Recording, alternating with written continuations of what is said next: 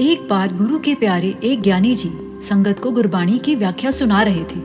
सारी संगत बड़े प्रेम और ध्यान से उनका सत्संग सुन रही थी। सत्संग के दौरान ज्ञानी जी संसार के दुखों की चर्चा कर रहे थे।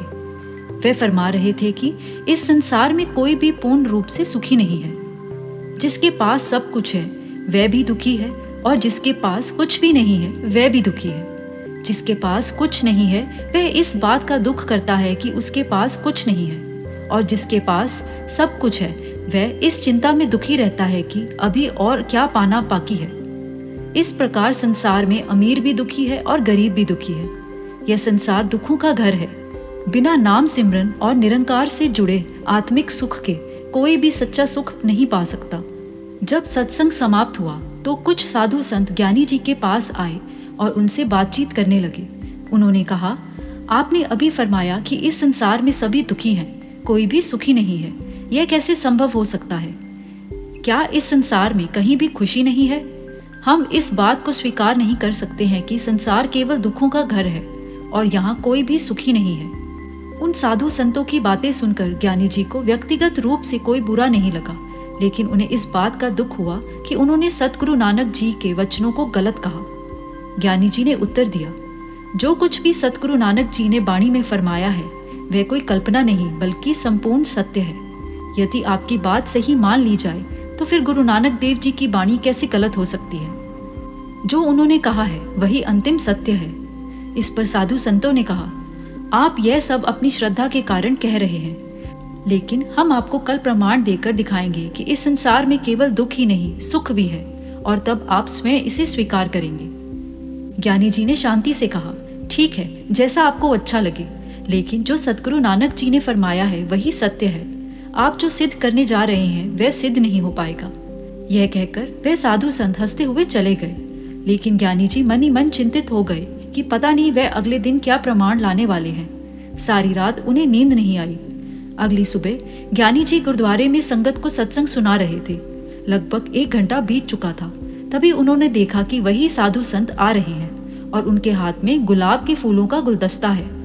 गुलाब के फूल देखकर ज्ञानी जी ने सोचा कि इन साधुओं की श्री गुरु ग्रंथ साहिब जी के प्रति श्रद्धा तो बहुत है, फिर ये ऐसा विवाद क्यों कर रहे हैं? साधु संतों ने श्री गुरु ग्रंथ साहिब जी के आगे माथा टेका, लेकिन फूल अर्पित नहीं किए। वे गुलाब का गुलदस्ता लेकर एक और बैठ गए। जब सत्संग समाप्त हुआ तो साधु संतों ने ज्ञानी जी से पूछा, क्या आपको हमारे हाथों में गुलाब के फूल दिखाई दे रहे हैं? ज्ञानी जी मुस्कुरा कर बोले, वाहिगुरु की कृपा से मेरी आंखों में रोशनी है। हाँ, मुझे आपके हाथों में गुलाब का सुंदर गुलदस्ता दिखाई दे रहा है। साधु बोले, तो फिर आपको इन फूलों की मुस्कान और इनका सौंदर्य भी दिखाई दे रहा होगा। ज्ञानी जी ने कहा, हाँ, इन फूलों पर सुंदरता और खुशी स्पष्ट दिखाई दे रही है। तब साधु संत बोले, इसलिए तो हमने कहा था कि इस संसार में केवल दुख ही नहीं सुख भी है। जब सामने इतना सुंदर सौंदर्य और प्रसन्नता है तो फिर नानक दुखिया सब संसार कैसे सही हो सकता है? यह सुनकर ज्ञानी जी कुछ हल्के मन से बोले, आपका धन्यवाद। आपने जो बात कही थी उसे आपने सिद्ध कर दिया। अब आप इन फूलों को श्री गुरु ग्रंथ साहिब जी के सामने 12 घंटे के लिए रख दीजिए, फिर आगे की चर्चा कल करेंगे। यह सुनकर साधु संत बोले, 12 घंटे में तो ये फूल मुरझा जाएंगे, गर्मी का मौसम है, जल्दी ही सूख जाएंगे। तभी ज्ञानी जी ने उत्तर दिया, इनका मुरझाना बाहर से नहीं आएगा, इनका मुरझाना भी इनकी ही मुस्कान और खिलावट से आएगा। जैसे मृत्यु जीवन से ही आती है, वैसे ही कुरूपता भी सुंदरता से ही जन्म लेती है। यह सुनकर साधु संतों के मुख से आह निकल गई। वे ज्ञानी जी के उत्तर से पूरी तरह संतुष्ट हो गए। तब साधु संत बोले, ज्ञानी जी, मैं सतगुरु नानक देव जी के इन वचनों को पूर्ण रूप से स्वीकार करता हूँ। नानक दुखिया सब संसार, और इसके विरुद्ध बोले गए अपने शब्द वापस लेता हूँ। वास्तव में गुरु नानक देव जी ने सही फरमाया है।